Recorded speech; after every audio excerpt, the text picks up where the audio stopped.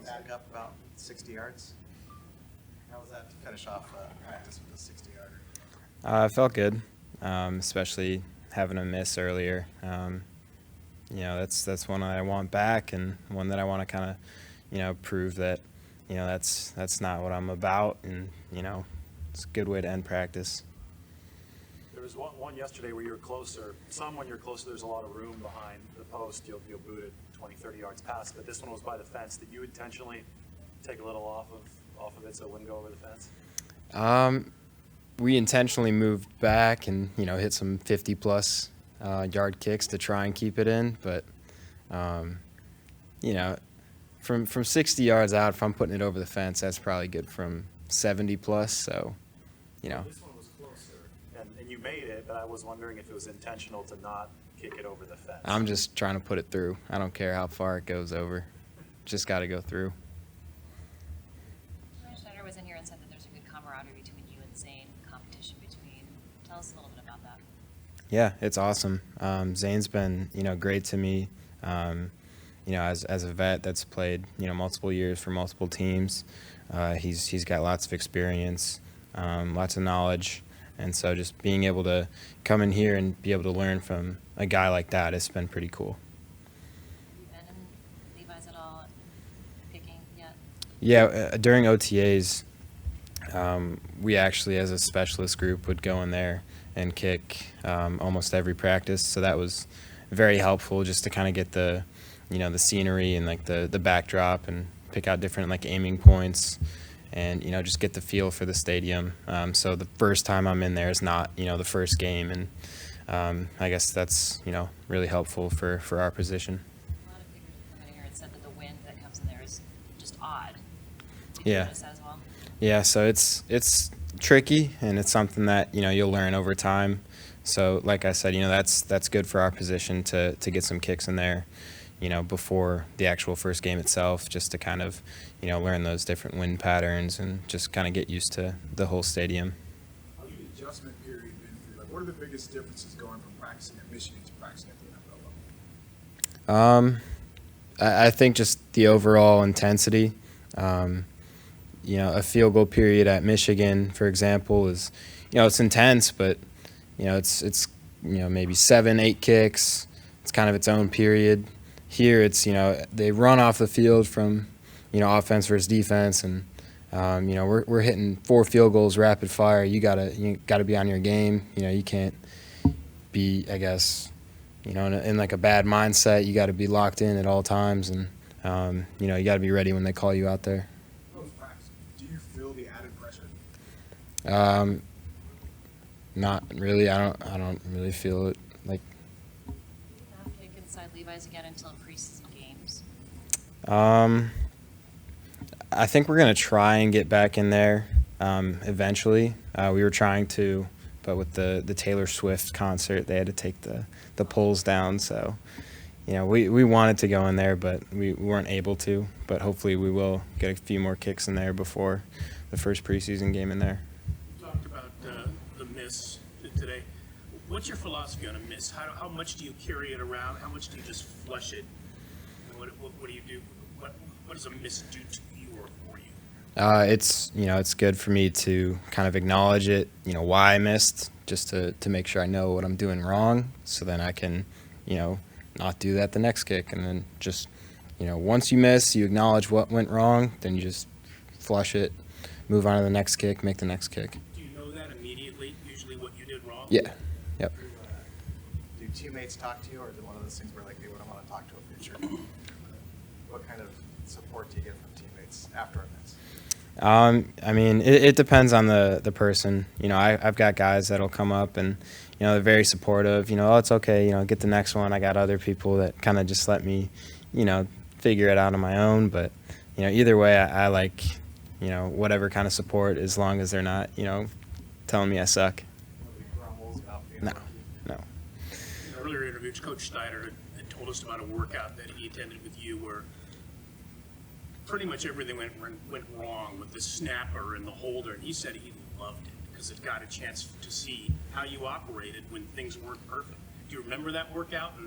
And what What is your philosophy in that kind of stuff in terms of, being able to zero in and, regardless of what things are going on around you? Yeah, I remember it vividly. It's like a job interview, and I wasn't able to get a real snapper.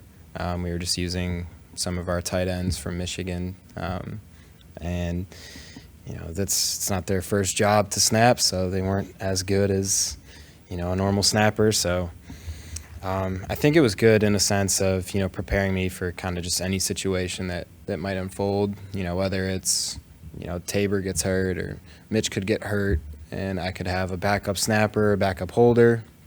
At any given time, it's just you got to roll with the punches and just kind of deal with it and just do the best you can. Has it been helpful having Ronnie Bell here? Are you guys able to kind of just, learn the bay together and adjust together? Yeah, it's been awesome. It's just having a friend, like, right when you come in, that's already one person that you know. So that was awesome. And, he's been my golfing partner on off days. And, I enjoy having him around, just, a guy I'm kind of familiar with. And we went through the same stuff in college, so now we're kind of going through this stuff together in the NFL as well.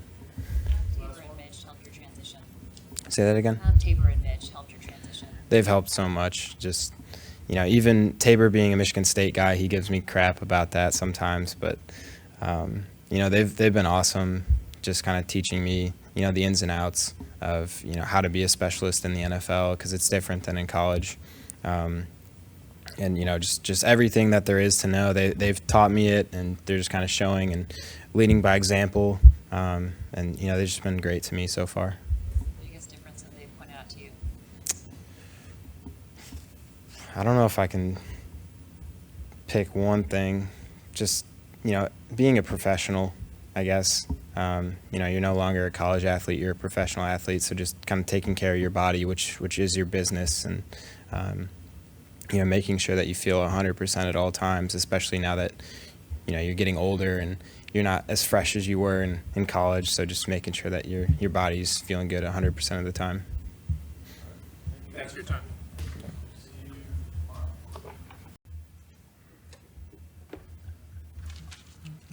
Reuniting with Steve Wilkes over here. Wait, say it one more time. Reuniting with Steve Wilkes over here. Yeah, it's been really good. Obviously, he's a guy with a lot of knowledge about the game. So just being able to learn from him just as like a DB from that aspect of it, and also trying to learn his scheme and master it to the best of our abilities. But I think it's been really good. He's more hands-on than we've seen from a DB coach in the back. Do you find that as well? Oh yeah, definitely. Yeah, no, he can't help it. So he wants to wants to coach us up. He really wants to help us try to master our technique. And so I like it that way. So really after every rep, he can have a coaching point for you, something that you can work on to get better. What have you kind of noticed about just defending the 49ers offense, how they run plays and the spacing? Yeah, movement. That's kind of like the biggest thing. Every play has motion. Every play has movement. Kind of just attract your eyes, take your eyes one way while the ball's going the other. That's kind of the whole thing, the misdirection. So just being disciplined in your gaps and understanding your keys, that's something that you have to do, or it's going to be just a long day.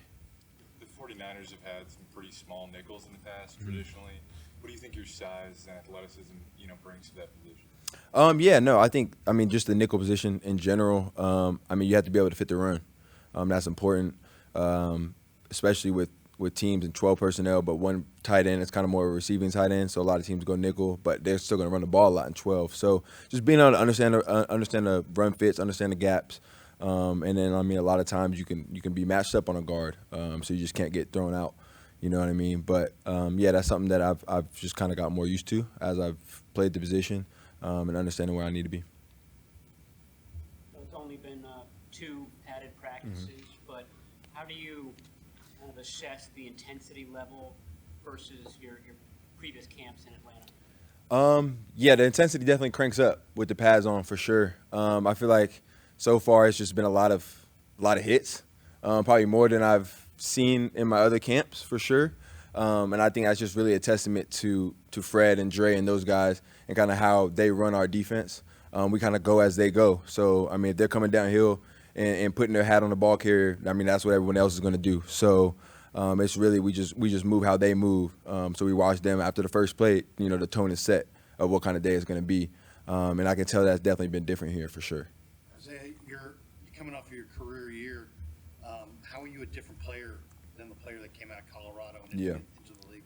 I think the biggest thing is just understanding the game, and understanding my role in the team or on that defense specifically, whether it's in Atlanta or whether it's here. I feel like when I first came out in college, that whole aspect of football didn't really make sense to me as well, as it does now at least.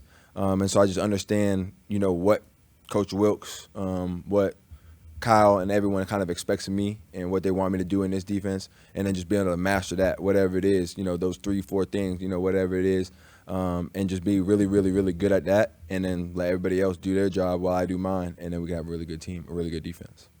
Hey, what's your first impressions of Brock Purdy? Brock's been really good. Obviously coming off the injury, that was kind of the biggest thing, throwing him back in the fire, letting him, rip some balls. I didn't really play against him before, obviously, because when we played, it was still Jimmy at quarterback.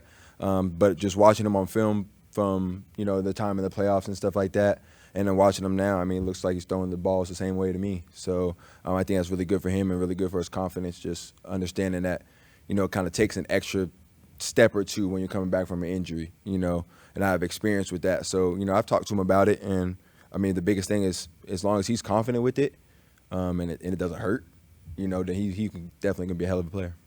You were talking to one of your coaches off to the side in the red zone period about, vision. Yeah. Number 3, I think it was. Yeah. What are the biggest challenges for you playing in the slot as opposed to outside? Do you have a preference? I definitely like the slot better, but there's a little more that comes with it. Like you said, so on that play, I'm trying to read 3, push the 2, and then Debo's running a 1 step under, trying to cross my face. So I kind of got to see all 3 receivers. Whereas when you're on the outside, that's rare that might happen, especially when we were in the red zone. I think we were on like the 6-7 yard line. So everything happens a little bit quicker. So things can get a little sped up, and kind of just takes reps at that kind of stuff. The more you rep it, the better feel you have for it, and you can kind of anticipate stuff a little more. And so that's just something that we got to do. And that's what training camp's for. We just got to rep it more and get some more red zone days in and just kind of get that feel. Debo looking like he's looked so far at camp, and Christian McCaffrey going 100 miles an hour. Yep. Is there a better place to train to play slot than here? I don't think so. I don't think so. Just from everything, from kind of assessing the formation, the motions, the misdirection, and then on top of that, the guys with the ball are really, really good players. So all of that into one, it makes it really tough for our whole defense, and I think that's been why they've been so good in the past as well. So, we definitely understand that. We know it's a challenge every day, so we kind of just look forward to it and getting that work in. How tough is Ayuk out there? Say it again, sorry. How tough is Brandon Ayuk out there? Yeah, man, really crispy routes. Way better than I even thought he was. And I knew that he was already good, but seeing it up close and personal kind of every day from OTAs to now, I think that he's just become such a better receiver than when he was when he first got in the NFL, for sure. But yeah, he's just really detailed in his routes, really explosive, quick off the line. So I think he's poised to have a really, really good year. What's it like to you played against him last year, but what's it like to practice against Juwan Jennings? He seems to be good at getting under the defender's skin. Yeah. No, he's definitely a physical guy. That's kind of just in his nature, I feel like. And as well as that's kind of his role in the receiver room. He'll go in, he'll block linebackers, safeties, anybody, it doesn't matter, and kind of looks for that challenge. So it's good work for sure.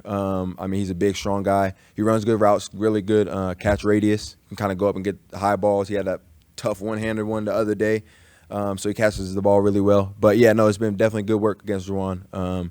Yeah, he's been good, really good. In your experience, does every NFL offense have a guy that does that, or is this 49ers offense unique with how physical it is to have somebody like that? I feel like they're unique in the sense that they have a few guys that kind of do that. But in my experience, every team has at least one, but usually only one. Or a lot of teams only have one, and you kind of know, when they're in the game, like, oh, it might be a run. Like, he's cracking. Like, this guy comes in to do that. Whereas, I've seen BA block, Debo block. None of them are afraid of that, or none of them feel like they're above that or whatever. They understand that kind of makes the offense work, is the receivers blocking. So I feel like all of them so far have done a really good job at that. Yeah, really good. Just watching Demo, he's just become so much more patient at the line. I feel like that was something that he worked on a lot in the offseason, especially over from OTAs to now. So that just helped with his confidence a lot for sure. But yeah, he's been really, really good, just impressed, man. And the AT, I feel like, has had a great camp so far. Just being able to play the receivers, like you said. I mean, playing against a lot of really good receivers, and he's been on them the whole time. So I'm excited to watch them both for sure. All right, thanks, Isaiah. Yep, no problem.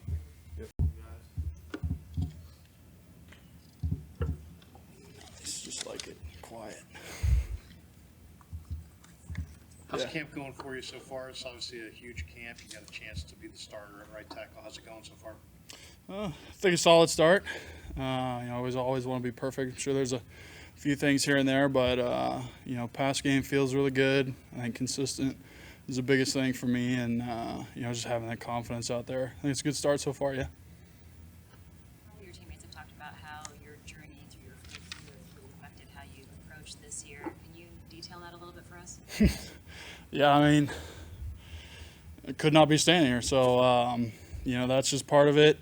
It's taught me a lot about, being a pro and learning from some of the vets, Trent, and, Lakin was here, he was here, and, just getting advice from those guys and them teaching me the ways to, be prepared for when I get my chance. And, now's the time. So, I'm taking full advantage of what they taught me and then, everything leading up to now.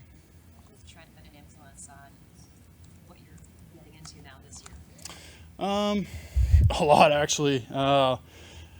The first couple of years, it was just like, you have the chance, you got the body, you have the mindset for it, and then now it's kind of like the little details of, pass play, here's what you can do with your hands, run blocking, like just little details that, he kind of does, but he sees what I can maybe do now that, the techniques are down. Now it's the little things that he can teach me that'll, progress my game even faster. What have you learned from Mike McGlinchey over the years, and how can you put that into your game? Big Mike, baby. Mike, man, it's just keep going. Consistent as all get out is Mike. I think his run game is, top in the league. I think that's the biggest thing that I can take away from is the way he used to run on angles, the way that they teach it here in the offense. I think that's the biggest thing is, the fur. Mike was his guy, on running on angles, his technique in the run game. I think that's the biggest thing that I can learn from is pulling tape from him and trying to emulate what he did in the run game. Learning what you need to do to prepare and stay successful, whether conditioning, et cetera, in this league, take longer than people think it does? I don't know if it takes longer.